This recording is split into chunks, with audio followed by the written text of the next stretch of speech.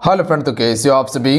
स्वागत करते हैं आप सभी के अवस्थी जी को इसमें। तो फ्रेंड आज जो है कि बिहार डीएलएड एंट्रेंस एग्जाम 2026 के लिए जीके, विज्ञान और हिंदी का कुछ सिलेक्टेड प्रश्न लेके आए हुए हैं जो आपके पेपर के लिए अति महत्वपूर्ण प्रश्न हैं। देखिए ये जितने प्रश्न हैं सारे रिपीट किया गया प्रश्न है जो 2022 डीएलएड में पूछा गया है, 2023 डीएलएड, 2024 डीएलएड, 2025 डीएलएड में पूछा गया प्रश्न है और निश्चित है कि 2026 में प्रश्न आपका पूछा जाएगा। तो इसे आप सभी कंठस्थ याद कर लीजिएगा और जो एक्स्ट्रा चीजें बताएंगे उसे भी आप सभी कवर कर लीजिएगा, क्योंकि आयोग आसपास से भी क्वेश्चन पूछता है तो आराम से हैंडल करके प्रश्न को बना लीजिएगा, आपको दिक्कत नहीं होगा।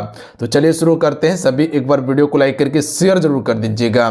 इससे पहले इसी प्रकार का हिंदी का एक क्लास और उसके बाद आपको विज्ञान का और जीके का एक क्लास प्रोवाइड किए थे जो 2022 से लेकर 25 में जो प्रश्न पूछा गया था। लिंक डिस्क्रिप्शन में दे दिए हैं और प्लेलिस्ट बनाए हुए, वहां से जाके आप एक एक करके कवर कर सकते हैं। तो चलिए शुरू करते हैं। आज का फर्स्ट प्रश्न है कि काजीरंगा राष्ट्रीय उद्यान किस राज्य में स्थित है। इसको आप डबल स्टार मार्क याद रखिएगा, क्योंकि ये प्रश्न बार बार आता है पेपर में और किसी न किसी शिफ्ट में आ जाएगा पेपर में आपका। तो आपसे बता सकते हैं काजीरंगा राष्ट्रीय उद्यान जो है ये आपका किस राज्य में है। देखिए काजीरंगा राष्ट्रीय उद्यान जो है वो एक सिंह गेंडा के लिए प्रसिद्ध है और ये आपका कहाँ पे है, असम में है।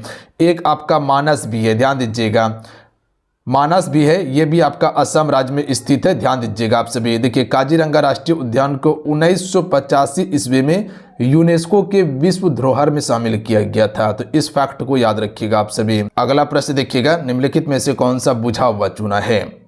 चलिए इस क्वेश्चन का आंसर कीजिएगा। आंसर के साथ में आप सभी एक बार वीडियो को दिल से लाइक जरूर कर दीजिएगा, आपका एक लाइक मोटिवेट कराता है।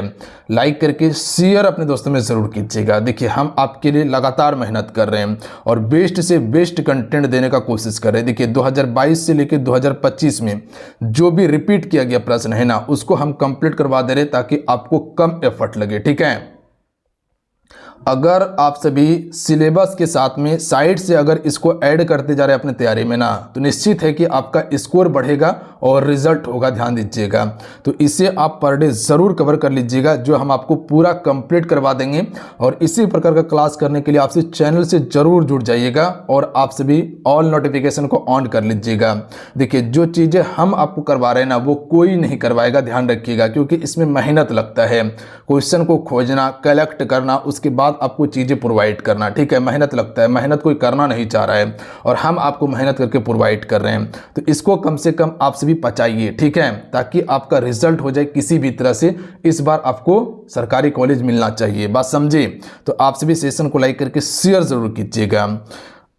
चलिए इस क्वेश्चन का आंसर करेंगे आप सभी। तो राइट आंसर क्या हो जाएगा, ऑप्शन में बी हो जाएगा, सी ए हॉल OH2 होगा, ध्यान रखिएगा आप सभी। अच्छा इसे हम सभी क्या कहते हैं, बुझा हुआ चूना को कैल्शियम हाइड्रोक्साइड के नाम से जानते हैं। और इसका उपयोग कहाँ होता है, सफेदी हो गया, जल शोधन में किया जाता है, याद रखिएगा बुझा चूना का। जो बता रहे समझ रहे आप सभी, बिल्कुल। चिपको आंदोलन का मुख्य उद्देश्य क्या था। देखिए चिपको आंदोलन का मुख्य उद्देश्य था वृक्षों का बचाव करना, यानी कि ऑप्शन नंबर क्या हो जाएगा, ए राइट आंसर होगा। देखिए इसका शुरुआत कहाँ हुआ था इस आंदोलन का, 1973 में उत्तराखंड से शुरू हुआ था, याद रखिएगा। इसका नेता कौन था, सुंदरलाल बहुगुणा। कौन, सुंदरलाल बहुगुणा। अगला है आ मीटर पर प्रतिरोध होता है। तो देखिए आ मीटर पर प्रतिरोध जो होता है वह आपका क्या होता है, बहुत ही छोटा होता है, यानी कि ऑप्शन नंबर इसका सी राइट आंसर होगा। और आ मीटर जो होता है इसे हम सभी श्रेणी क्रम में जोड़ते हैं। किस क्रम में, श्रेणी क्रम में जोड़ते हैं। चलिए अगला क्वेश्चन है कि इज्जत उतारना मुहावरे का अर्थ क्या होता है। देखिए आप सभी के लिए एपीबी क्लासेस चल रहे हैं, तो जो बच्चे तैयारी करना चाहते हैं परफेक्ट तरीके से जाके ज्वाइन करके तैयारी कर सकते हैं। आप सभी आगे आपको समझा देंगे कैसे आपको ज्वाइन करना है, बस समझे। अन्यथा ऐप का लिंक तो डिस्क्रिप्शन में है ही, वहां से जाके जो जानते हैं जाके ज्वाइन कर लीजिएगा। इज्जत उतारना मुहावरे का अर्थ क्या होता है, तो याद रखिएगा अपमानित करना इसका सही आंसर हो जाएगा, ऑप्शन नंबर ए, याद रखिएगा अपमानित करना हो जाएगा। भयानक रस का अस्थाई भाव क्या होता है। देखिए रस हो गया, अलंकार हो गया, छंद हो गया, शब्द शक्ति हो गया, संधि हो गया, ये सभी से प्रश्न ज़्यादा पूछा जाता है, बात समझे। तो भयानक रस का अस्थायी होता है भय, याद रखिएगा आप सभी। भयानक रस में डर से संबंधित भाव देखने के लिए मिलता है, तो भय क्या है, एक डर है। तो ऑप्शन नंबर क्या हो जाएगा, सी। चलिए अगला है कि एथेनोइक अम्ल का जलीय विलयन कहलाता है। तो देखिए एथेनोइक अम्ल का जलीय विलयन जो कहलाता है ये आपका सिरका कहलाता है। और आपका एथेनोइक अम्ल जो है ये आपका एसिटिक एसिड है और इसका रासायनिक सूत्र क्या होता है CH3COOH होता है। इसको आप याद रखिएगा। एथेनोइक अम्ल का रासायनिक सूत्र CH3COOH हो जाएगा। बात समझे आप सभी। अगला क्वेश्चन है कि फलों को पकाने के लिए कौन सा पदार्थ हार्मोन उत्तरदायी है। तो देखिए फल को पकाने के लिए कौन सा होता है, एथिलीन होता है। ऑप्शन नंबर क्या हो जाएगा, ये राइट आंसर होगा, एथिलीन याद रखिएगा। चलिए अगला है कि शब्द का प्रसिद्ध अर्थ देने वाली शब्द शक्ति क्या कहलाती है। तो देखिए शब्द का प्रसिद्ध अर्थ देने वाली शब्द शक्ति को हम सभी अभिधा कहते हैं। क्या कहते हैं, अभिधा कहते हैं। अच्छा शब्द शक्ति के कितने भेद हैं, 3 भेद हैं। कौन कौन सा, अभिधा, लक्षणा और व्यंजना। याद रखिएगा ये तीनों शब्द शक्ति का भेद है जो कई बार प्रश्न पूछा गया है। अगला है ट वर्ग का उच्चारण। देखिए ट एक बार बोल के देखिए, टा ठा डा ढा ना सब जो है ये मूर्धा व्यंजन है, यानी कि मूर्धा से उच्चारण इसका होता है। देखिए एक बार आपसे बोल के देखिए, टा ठा डा ढा, जो आपका जीभ है वो मूर्धा में सटता होगा, तो ये क्या हो जाएगा, मूर्धा व्यंजन हो जाएगा। याद रखिएगा बी राइट आंसर होगा। बात समझे आप सभी, बिल्कुल। देखिए आपसे को बताना चाहते हैं बिहार डीएलएड प्रवेश परीक्षा 2026 के लिए एप्लीकेशन पर न्यू कोर्स लॉन्च कर दिया गया है। यहाँ पर आपको टॉपिक वाइज क्लासेस मिलेगा, जो थ्योरी क्लास चलता है। उसके बाद ऑल सब्जेक्ट का आपको ई बुक दिया जाएगा, इंपॉर्टेंट नोट्स मिलेगा, इंपॉर्टेंट पीडीएफ दिया जाएगा, प्लस में टेस्ट सीरीज भी आपको इसमें दिया जाएगा ताकि आप अपनी तैयारी को जांच सके कि किस लेवल का आपका तैयारी हुआ है। ज्वाइन कैसे करना है, एप्लीकेशन का लिंक डिस्क्रिप्शन में और कमेंट बॉक्स में पिन कर दिए हैं, अन्यथा इसी एप्लीकेशन को डाउनलोड कीजिएगा। सक्सेस योद्धा युवा शक्ति का ही एप्लीकेशन पे है, इसी एप्लीकेशन पे कोर्स आपको मिलेगा। तो जाइए आप सभी ज्वाइन कीजिए और तैयारी करना शुरू कर दीजिए। आप सभी क्वेश्चन देख लीजिएगा। क्वेश्चन नंबर 11 है कि बालाघाट खान निम्नलिखित में से किस खनिज का खनन किया जाता है। तो बालाघाट से मैग्नीज खनिज का खनन किया जाता है और यहाँ पर मोयल लिमिटेड कंपनी के द्वारा जो है कि कौन सा कंपनी बताएं आपको, मोयल लिमिटेड कंपनी के द्वारा खनन किया जाता है।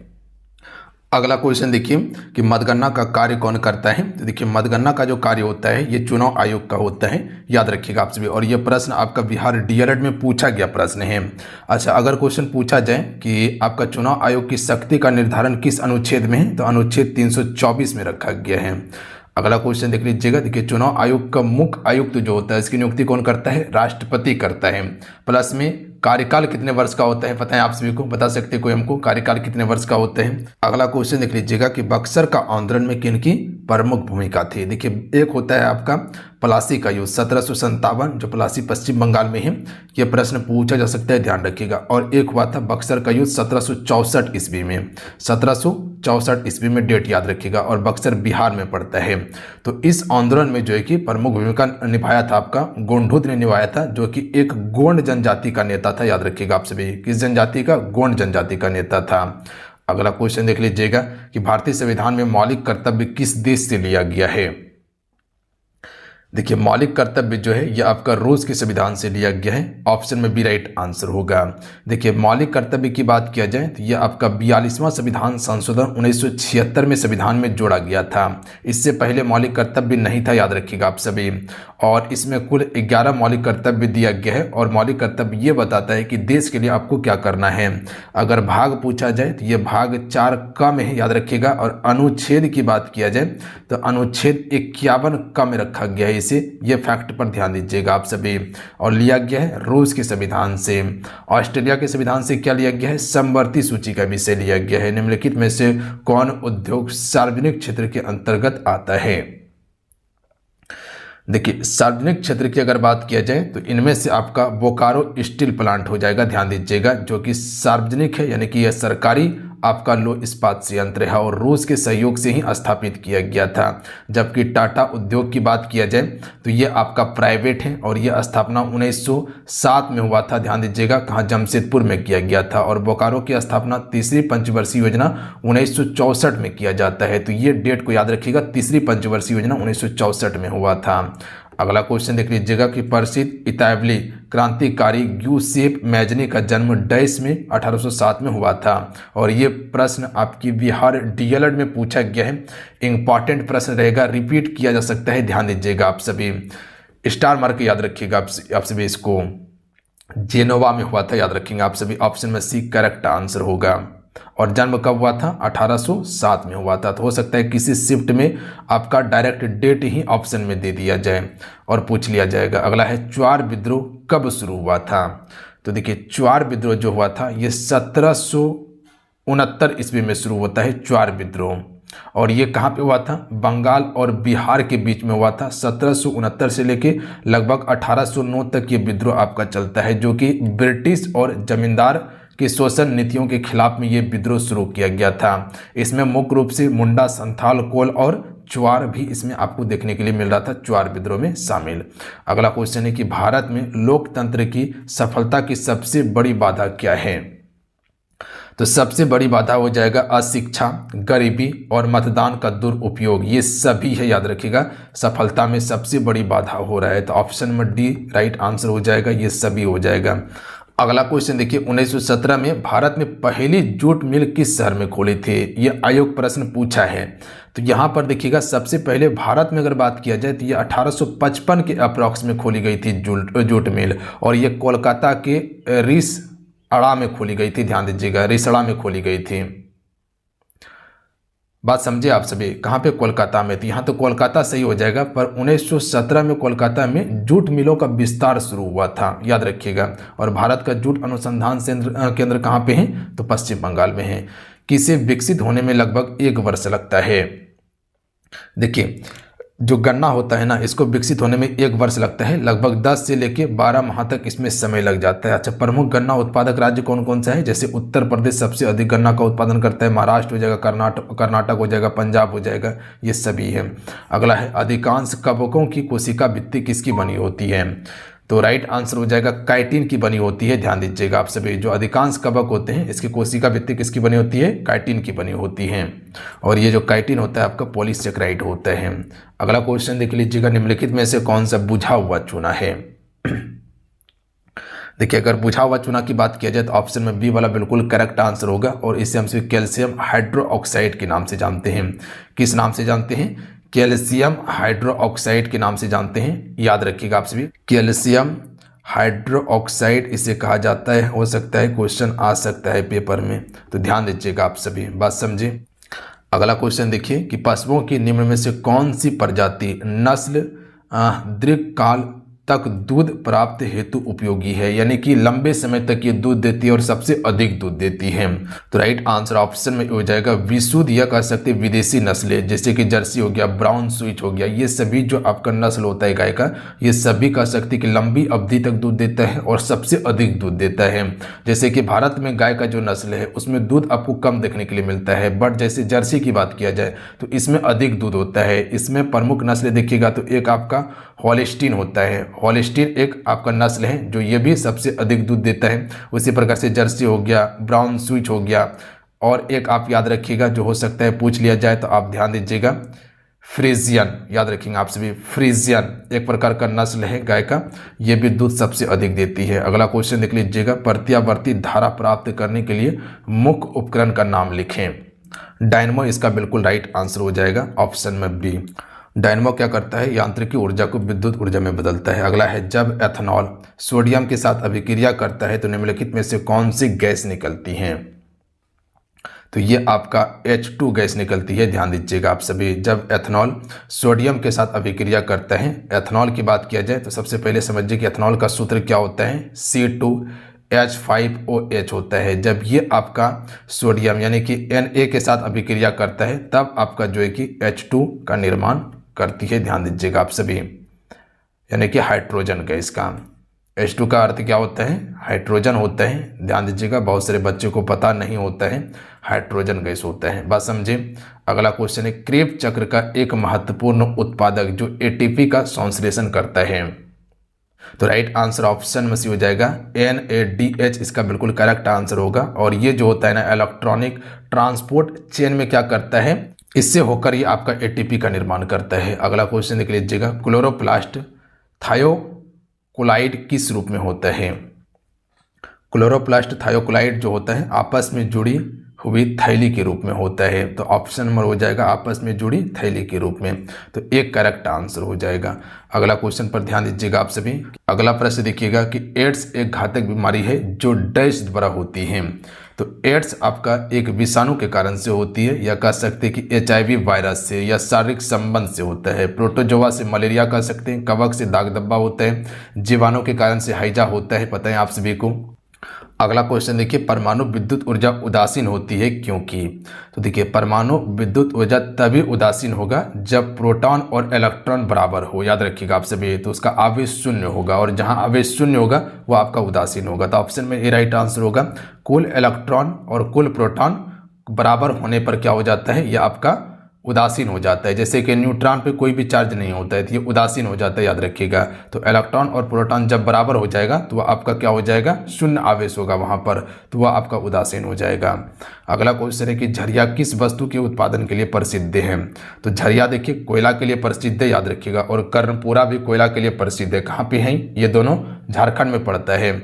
और धनबाद में ही झरिया में कह सकते हैं कि जो अभी कोयला खदान में जो आग लगा वह अभी तक नहीं वो आग बुझा है, दहक रहा है। बाहरी कान कहलाता है। तो बाहरी कान को हम से किस नाम से जानते हैं, कर्ण पल्लव के नाम से जानते हैं। तो याद रखिएगा आप सभी, कर्ण पल्लव इसका बिल्कुल राइट आंसर होगा। अगला क्वेश्चन देख लीजिएगा। क्वेश्चन है, मानव कान का बाहरी भाग होता है कर्ण पल्लव। विद्युत आवेश का एसआई मात्रक क्या होता है। तो विद्युत आवेश का एसआई मात्रक कूलाम होता है, याद रखेंगे आप सभी। तो ऑप्शन में डी करेक्ट आंसर हो जाएगा। अगला क्वेश्चन है कि पृथ्वी के वायुमंडल में ऑक्सीजन गैस की मात्रा कितनी होती है। तो ऑक्सीजन गैस की मात्रा 21% होती है। अगर वही बात किया जाए कि आप सभी से कि कार्बन डाइऑक्साइड जो होता है वो कितना होता है, तो कार्बन डाइऑक्साइड 0.03%। अगर ऑर्गन के बारे में पूछा जाए कि ऑर्गन कितना होता है, तो ऑर्गन आपका 0.93% होता है, और नाइट्रोजन कितना होता है, 78% होता है। तो ध्यान दीजिएगा। अगला है कि वह तत्व जिसकी परमाणु संख्या 28 है तो उसका इलेक्ट्रॉनिक विन्यास क्या होगा। तो सबसे पहले ये पता होना चाहिए कि परमाणु संख्या 28 जो है ये किसका होता है। तो निकेल का परमाणु संख्या 28 होता है, ठीक है। इसका प्रतीक चिन्ह Ni होता है, याद रखिएगा। तो इसका जो आपका इलेक्ट्रॉनिक विन्यास होगा 2818 होगा। तो बी नंबर करेक्ट आंसर होगा। अगला है, किसी वस्तु की गति के कारण उसमें पाया जाता है। तो किसी भी वस्तु में गति के कारण जो उसमें पाया जाता है गतिज ऊर्जा पाया जाता है, और स्थिति के कारण स्थितिज ऊर्जा। जैसे बहता हुआ पानी, इसमें गतिज ऊर्जा है।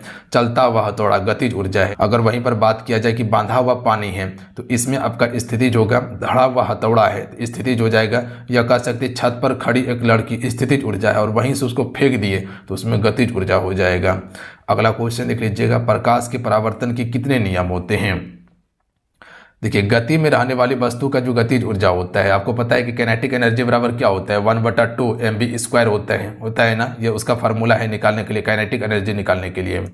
दो ही नियम होता है ना, एक आपतन कोण एक परावर्तन कोण। तो option number B correct answer होगा। अगला क्वेश्चन देखिए, पादप कोशिकाओं में डैश छोड़कर सभी होते हैं।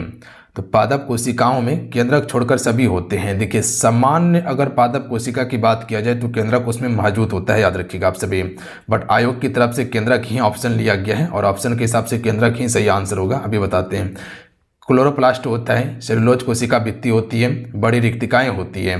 देखिए, अगर केंद्रक की बात किया जाए तो याद रखिएगा, जो आपका पादप कोशिका में जो केंद्रक होता है, न्यूक्लियस होता है, कह सकते हैं कि बिना केवल इसमें ट्रेकड और सीबम ट्यूब कोशिकाएं होती है। याद रखिएगा आप सभी, क्या होता है, ट्रेकड। याद रखिएगा आप सभी, ट्रेकड और कह सकते हैं ट्रेकड और आपका सीबम ट्यूब आपका कोशिकाएं होता है, सीबम ट्यूब कोशिकाएं होता है आपका, याद रखिएगा। बट समान पादप कोशिका इसमें कोशिका भित्ति होता है। अगला है कि वायुमंडल का CO2 किस प्रक्रिया द्वारा पत्ती में प्रवेश करता है। तो राइट आंसर होगा विसरण के द्वारा। Option number C right answer होगा। देखिए, पत्ती में रंध्र के माध्यम से ही CO2 आपका विसरण में प्रवेश करता है, विसरण के द्वारा प्रवेश करता है। अगला क्वेश्चन देखिए, समुद्र जल पर वायु का दाब होता है। तो देखिए, समुद्र जल पर वायु का दाब जो होता है वायुमंडलीय दाब के बराबर होता है। पारा के 76 सेमी के बराबर होता है, पारा के 360 मिमी के बराबर होता है। तो ये सभी इसका बिल्कुल राइट आंसर होगा। आपका 76 सेमी को ही हम सभी मिमी यानी कि मिलीमीटर में लिख सकते हैं, 360 मिलीमीटर। तो सही है। अगला क्वेश्चन देखिए, वाक्य का वह अंश जो वाक्य के उद्देश्य के विषय में बतलाता है उसे हम सभी क्या कहते हैं। तो उद्देश्य के विषय में बतलाता है तो उसे हमसे विधेय कहते हैं। क्या कहते हैं, विधेय कहते हैं। तो option number A right answer हो जाएगा। देखिए वाक्य में विधेय वह भाग होता है जो विषय के बारे में कुछ बताता है। जैसे आप एक एग्जाम्पल याद रखिएगा कि राम जो है ये विद्यालय जाता है। कहाँ जाता है? विद्यालय जाता है। विद्यालय जाता है, तो यहाँ राम जो हो जाएगा ये कर्ता होगा, पर ये विद्यालय जाता है यही विधेय होता है।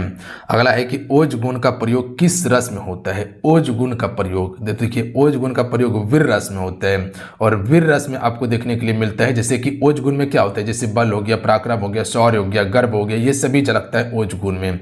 जैसे कह सकते हैं कि वीर रस का प्रमुख विशेषता में देखिएगा, जैसे कि रण में दुश्मन को क्या करूंगा? परास्त करूंगा। तो यहाँ पर क्या बताया जा रहा है? यहाँ वीरता को प्रकट किया जा रहा है ना। तो ओज गुण में क्या देखने के लिए मिलता है? बल, पराक्रम, शौर्य, गर्व देखने के लिए मिलता है। उसके बाद देखिए अंगूठा चूमना मुहावरे का अर्थ क्या होता है? तो अंगूठा चूमना मुहावरे का अर्थ होता है खुशामद करना। ऑप्शन में बी राइट आंसर होगा। अगला क्वेश्चन देखिए, आए महंत दंत में अलंकार बताइए। तो देखिए इसमें मानवीकरण अलंकार होता है। मानवीकरण अलंकार पहचानने का तरीका क्या है? आपको बताएं कि जब निर्जीव वस्तु को मानव के गुण के रूप में बताया जाए, याद रखिएगा निर्जीव वस्तु। तो यहाँ पर देखिएगा दंत क्या है? एक निर्जीव वस्तु है, और ये किसके रूप में दिखलाया जा रहा है? तो मानव की तरफ प्रस्तुत किया जा रहा है कि आए महंत दंत में। आए महंत कहाँ है? दंत में। और महंत क्या होता है? एक व्यक्ति होता है, याद रखेंगे आप सभी। अगला क्वेश्चन देखिए, फूले है कुमुद फूली मालती, सघन वन फूले रहे तारे मानो सती अंगना। इस पंक्ति में कौन सा अलंकार होगा? तो यहाँ पर आपका उत्प्रेक्षा अलंकार होगा, याद रखिएगा आप सभी। उत्प्रेक्षा अलंकार हो जाएगा। देखिए यहाँ पर उत्प्रेक्षा में बताए थे कि मानो हो गया, मनोहू हो गया, जानो हो गया, जनहू देखने के लिए मिल जाता है, तो वहाँ उत्प्रेक्षा अलंकार होता है। अगला क्वेश्चन देखिए, स्वर के साथ स्वर मिलने से जो विकार उत्पन्न होता है उसे हमसे क्या कहते हैं? तो उससे हमसे स्वर संधि कहते हैं, याद रखिएगा आप सभी। क्या कहते हैं? स्वर संधि का। तो इसमें आपका स्वर संधि हो जाएगा, याद रखिएगा। देखिए स्वर संधि तब होती है जब दो स्वर आपस में आपको मिलते हुए दिखाई देगा। अगला क्वेश्चन देखिए, सीता की छोटी बहन रीता कल आई थी, रेखांकित पदबंध बताइए इसमें। तो यहाँ से लेके यहाँ तक पदबंध बताना है। तो यहाँ पर देखिएगा संज्ञा की बात किया जा रहा है। संज्ञा कैसे हो जाएगा? जैसे कि यहाँ पर संज्ञा पदबंध तो होगा ही होगा। जैसे कि यहाँ रीता देखिएगा, तो रीता क्या है? किसी का नाम है तो संज्ञा होगा। और बहन भी जो होता है ये भी आपका संज्ञा होता है। बहन में कह सकते हैं कि ये जातिवाचक संज्ञा होगा, तो याद रखिएगा संज्ञा पदबंध होगा। क्रिया में अगर क्रिया की बात किया जाए तो क्रिया पदबंध होगा। किसी की विशेषता बताया जाता है तो वहाँ विशेषण पदबंध होता। आपकी वह किताब कहाँ है जो आपने कल लाई थी? इसमें वाक्य का उदाहरण है, बता सकते हैं कि कौन सा वाक्य है? तो इसमें आपका मिश्र वाक्य होगा, ऑप्शन में बी। आपकी वह किताब कहाँ है जो आपने कल लाई थी? तो ये आपका मिश्र वाक्य का उदाहरण है। सरल वाक्य कैसा होता है? आपकी किताब कहाँ है, ये आपका सरल वाक्य होगा। अच्छा, मिश्र वाक्य में क्या होता है कि एक आपका मुख्य वाक्य होता है और एक से अधिक क्या होता है? उपवाक्य होता है। अगला क्वेश्चन देख लीजिएगा। क्वेश्चन है कि किसी को बहुत देर तक सोया हुआ देखकर यह कहना कि सूरज निकल गया। तो सूरज निकलने से यदि विबंधन जोड़ने का अर्थ निकलता है तो यहाँ अर्थ क्या होगा? बता सकते हैं आप सभी। तो देखिए यहाँ पर व्यंजना होगा, याद रखिएगा आप सब। देखिए व्यंजना में क्या होता है? जब आपका प्रत्यक्ष अर्थ को छोड़ दिया जाए और दूसरे अर्थ में बताया जाए तब वहाँ पर आपका व्यंजना हो जाता है, याद रखिएगा आप सभी। जैसे कि सूरज निकल गया का अर्थ क्या होता है? बहुत देर तक अभी तक तुम सोया हुआ है। इसका कहने का अर्थ यही है, ठीक है, कि सूरज निकल गया है पर अभी तक तुम सोया हुआ है, यानी कि बहुत देर हो चुका है। तो ये डायरेक्ट नहीं बोल रहा है, इनडायरेक्ट बोल रहा है। बात समझे? क्रांतिकारियों ने अंग्रेजों को खूब चने चबाए। इस वाक्य में आप सभी अर्थ बताइए। तो इसका राइट आंसर क्या हो जाएगा? बहुत परेशान करना। ये आपका मुहावरा एक दिया हुआ है, बहुत परेशान करना। उसके बाद है शाब्दिक व्यंजना किसके भेद के अंतर्गत आती हैं? तो शाब्दिक व्यंजना जो है ये आपका व्यंजना के अंतर्गत ही आती है। Option number B right answer होगा। अगला है जब से है आंख लगी तब से ना आंख लगी में कौन सा अलंकार होगा? तो यहाँ पर भी विरोध किया जा रहा है कि जब से है आंख लगी तब से ना आंख लगी, तो यहाँ पर विरोध प्रकट किया जा रहा है, विरोधाभास अलंकार होगा। इनमें से कौन सा वाक्य अशुद्ध है? तो देखिए अशुद्ध वाक्य क्या हो जाएगा? यह मेरा घर है शुद्ध है, हाथी बहुत मोटी है, ये गलत हो जाएगा। हाथी आपका पुल्लिंग शब्द होता है, तो यहाँ मोटा का उच्चारण करना सही था कि हाथी बहुत मोटा है। जिस शब्द का प्रथम पद प्रधान होता है वहाँ कौन सा समास होगा? तो याद रखिएगा आप सभी, प्रथम पद प्रधान होता है तो ऐसे तो कह सकते हैं यहाँ पर आपका अव्ययी बहु समास होना चाहिए, पर अव्ययी बहु समास ऑप्शन में नहीं दिया हुआ है, तो यहाँ आपका कर्मधारय समास की तरफ आप सभी जा सकते थे, ध्यान दीजिएगा। क्योंकि तत्पुरुष समास में अंतिम पद प्रधान होता है, द्वंद्व समास में दोनों पद प्रधान होगा और बहुब्रीहि समास में कोई भी पद प्रधान नहीं होता है। तो मेरे पास ऑप्शन एक ही बचा था। आस्तीन का सांप होना मुहावरे का अर्थ क्या होता है?